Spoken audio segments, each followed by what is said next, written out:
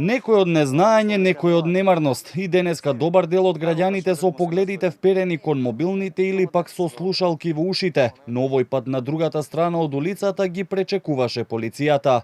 Иако стапија на сила законските измени кои треба ваквите појави да ги санкционираат, сепак бидејќи е прв ден, граѓаните поминаа само со опомени. Токму во моментов полицискиот службеник даде опомена на еден граѓанин кој што помина со слушалки поминувајќи преку улицата. За денеска добиваат граѓаните само опомена која им укажува на што да внимаваат и како да внимаваат, а од утре веќе ќе се казнува. Дел од оние кои ги затекнавме со слушалки и телефони велат не биле запознаени дека постои ваква законска измена, па во иднина ќе внимаваат. Секој закон што е за безбедноста и на пешаците и на возачите го поддржувам. И за поголеми казни и се. Вие користите ли некогаш? Многу пати. Така? Да. Паметно, многу решение, значи требаше да се најде уште многу порано. Други пак кои се веќе во тек дадоа поддршка, бидејќи сите учесници мора да бидат фокусирани на безбедноста во сообраќајот, вклучувајќи ги тука и пешаците. Секој што се движи низ улица со слушалки на уши, треба одма да престане, затоа што е животот загрозувачки.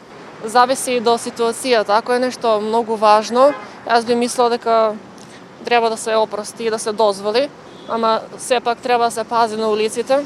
Ја мислам дека не треба, бидејќи е зелено за него. Ако е обично овакво поминување на пешачки без семафор, окей. Например, од оваа перспектива, колку пати пешаци се удрени на зелено за пешаци? Удрени се милион пати, точно е тоа, ама што да правиме се? Во опомената која ја добија невнимателните стои дека често недисциплината доведува до смртни последици, а од 150 до 200 граѓани годишно го губат животот.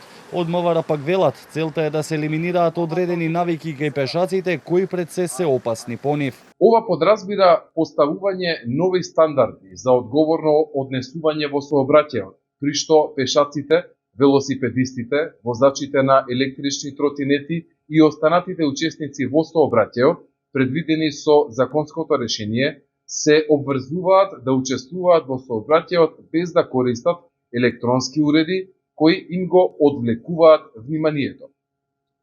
Целта на ваквите законски измени е создавање на услови за поголема безбедност, намалување на ризиците и заштита на човечките животи. Инаку законот вели, пешаците и возачите на велосипеди, мопеди и електрични тротинети кои користат слушалки на двете уши, телефони слично, при преминување на улица или велосипедска патека ќе бидат казнети со 40, односно со 50 евра.